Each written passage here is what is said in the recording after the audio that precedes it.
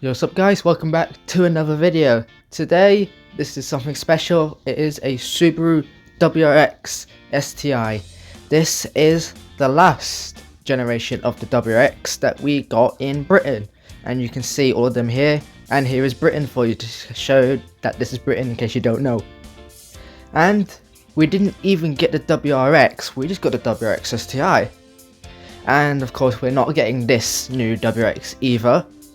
And it's not going to be an STi, I can't remember why. They either said they're not doing it or they want to electrify it. Either way, the STi went down a cliff, like this. And we're not even getting the Subaru BRZ, because all this emissions and sales and nonsense. But anyway, we are here to review the Subaru WRX STi, the last one that came to United Kingdom.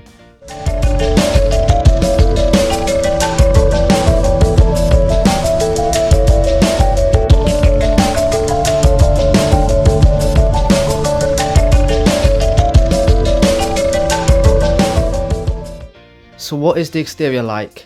Well, this is the pre-facelift and I don't really have much to say besides that you can see a big bonnet scoop, big grille, Subaru badge and the STi red badge, and that's really it. However, this is the facelift and it looks much more aggressive. I absolutely prefer this one, but this facelift was the final edition that we got in the UK. The side profile was, I don't know, I honestly don't know what to say. I'm trying to be non-biased, but it's fine. I don't know. Got a huge wing, you got the silver strip with the STi badge at the front half. I don't know what you call it. On the final edition, which this is, you get light green / yellowish brake calipers, which I think make the car look pretty cool, and they stand out really well with the black rims. And the rear, well, it's got 4 exhausts, which looks cool. Got the big wing, obviously. The lights, well, the indicator and reverse lights together look like a boomerang. However, the indicators are on the inside, and as you know, I'm not really a fan of that, aka the Peugeot 207. What is the interior like? Well, it is laid out perfectly fine, and you do get a lot of red. You got red on the seats, you got a red gear knob, you got STi badge in the center console and on the steering wheel. However, being a Japanese car, the interior is not as great as its rivals like say the Volkswagen Golf. It is plasticky. However, it's not new news. They've always been like this, so you can kind of complain and you kind of can't. You also get in the center dashboard, you get the sat-nav screen, you get your climate control buttons, and you get an extra screen. This extra screen shows stuff like turbocharger pressure and all of that, and you have your sat-nav below it, and I think that is pretty cool looking. And you obviously got your little display in your gauge cluster. So the performance, and this is going to be very easy as there's only one engine and one gearbox choice to go for, like the MG3. It's a 2.5 litre 4-cylinder turbo, which is a flat engine. It has 295 horsepower with 300 pound-feet of torque. It weighs around 1516 kilograms and it has a 6-speed manual gearbox. 0 to 60 is in 5.2 seconds and the top speed is 158/159 because those figures are all over the internet.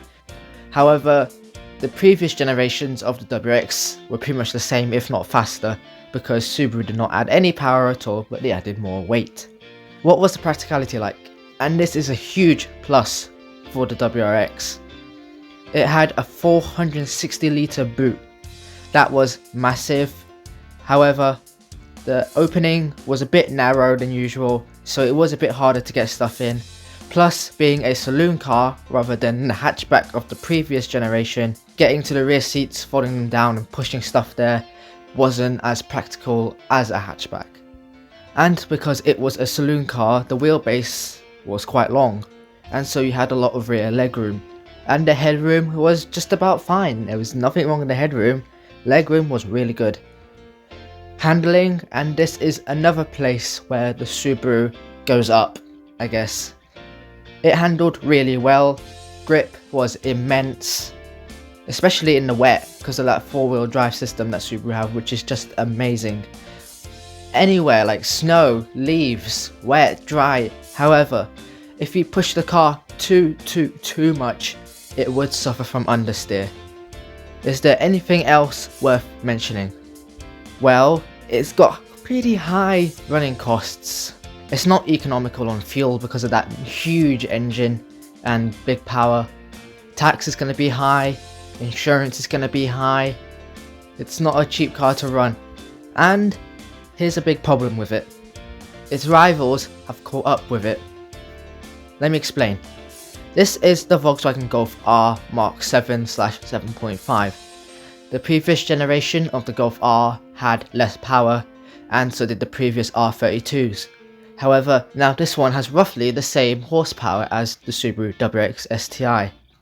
And the Subaru WRX STi never actually gained much power, if any, maybe just slight bits here and there, but they got more weight and not enough power, and they got slower eventually / stayed the same in performance.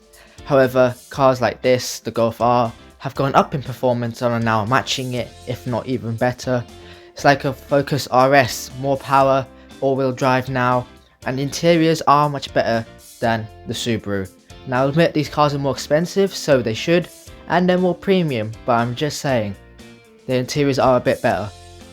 Reliability is good on this car, except for one place, the engine. This is, I believe, the EJ257 engine, which was also put in the previous generation along with the same gearbox, and then known for suffering from so many issues. I'm not even going to name them, mainly because I don't actually know what issues there are. I just know that there are plenty of them, and so you may need a rebuild from time to time. You plan to keep this car for the rest of your life. So what is the verdict on the Subaru WRX STi, the last one that was in the UK? And there are a lot of pros for this. The performance was good, despite it being roughly the same as the previous one, it was still good. The handling was good. It was generally reliable. The exterior looks, they looked good. The facelift version looks even better and it looks much more aggressive. The interior design is laid out very well. There's a lot of rear legroom as well, and the boot space is massive.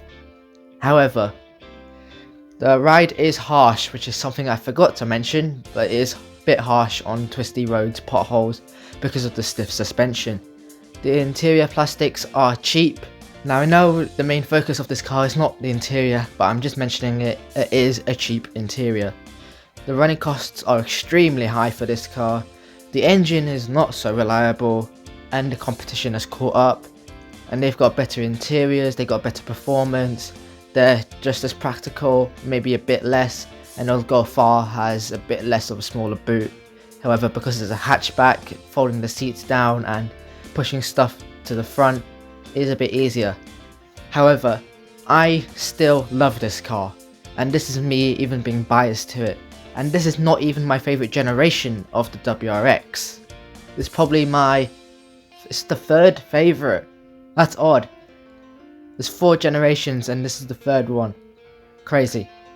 But anyway, I hope you guys enjoyed this video. If you would like to check out my main channel. Oh, bye bye. Or not. Darren, you're stupid. Yeah, we can see. Oh. No, Darren. No, he's not okay. He's a bloody idiot. I will leave that in the description below. Next week's video is going to be a sporty crossover with a name that originally came from a coupe that they originally built. Can you guess what it is? But anyway, besides that, I will see you guys in the next video and peace out.